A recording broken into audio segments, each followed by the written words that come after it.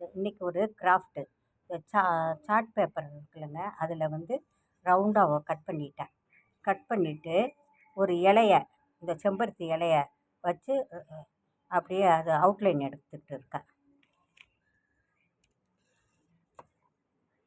இப்போ இதுக்கு வந்து அவள் கலர் கொடுக்க போகிறேன். இது இந்த ஸ்கெட்ச் பென்சில் தான். இந்த க்ரீன் கலர் எடுத்து கலர் கொடுக்க போகிறேன்.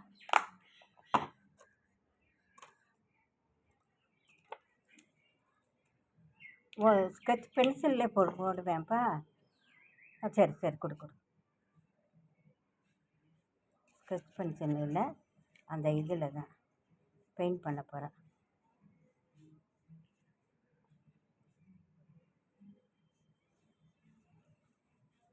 வேகமாக செய். முதல்ல அவுட்லைன் போட்டுக்கணும். போட்டுட்டு தான் அது கரெக்டாக அந்த இது இருக்குல்ல, அவுட்லைன் இருக்குல்ல, அதை சுற்றி போட்டுட்டு வா. அப்படி போட்டுட்டு வா. போட்டுட்டு அப்புறம் வந்து ஃபில் பண்ணணும். அப்படி வா.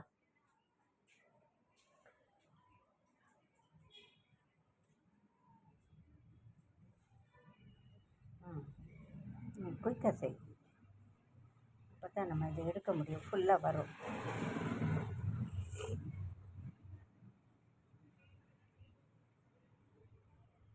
அந்த காம்புக்கு சின்ன கோடு போட்டுரு.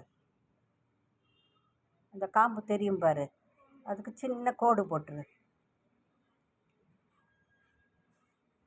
நீளமாக அப்படி கோடு போட்டுரு. இல்லைப்பா, இந்த இடத்துல ஒரு சின்ன கோடு போடு. லேசாக கோடு போட்டுறணும்.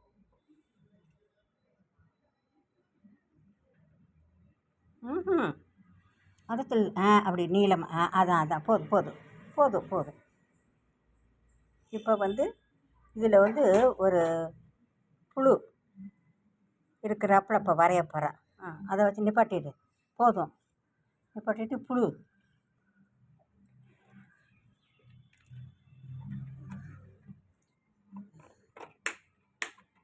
நீ அந்த பென்சில் எடு, அதான் வேகமாக இது பண்ணலாம்.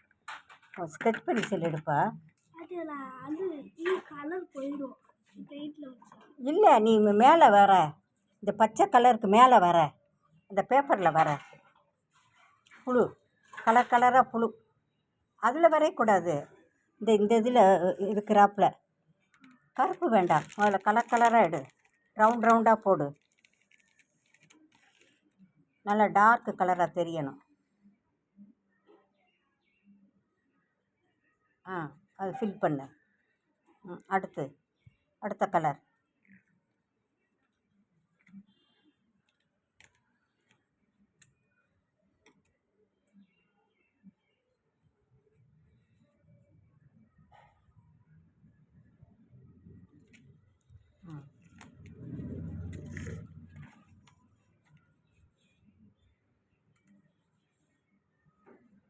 க்ரீன் இது எல்லோ தெரியவே இல்லை. அடுத்த கலர் எடு.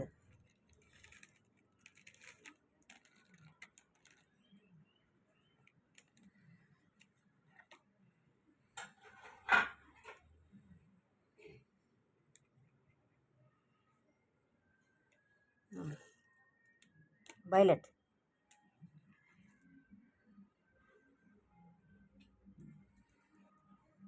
இன்னும் ஒரு கலர் போதுமா? 2 4 5 இருக்குது. இன்னும் ஒரே ஒரு கலர் எடு. வயலட். போதும். இப்போ அந்த இடத்துல கண்ணும் அந்த இது நீட்டிகிட்டு இருக்கிறாப்புல. ஆமாம்,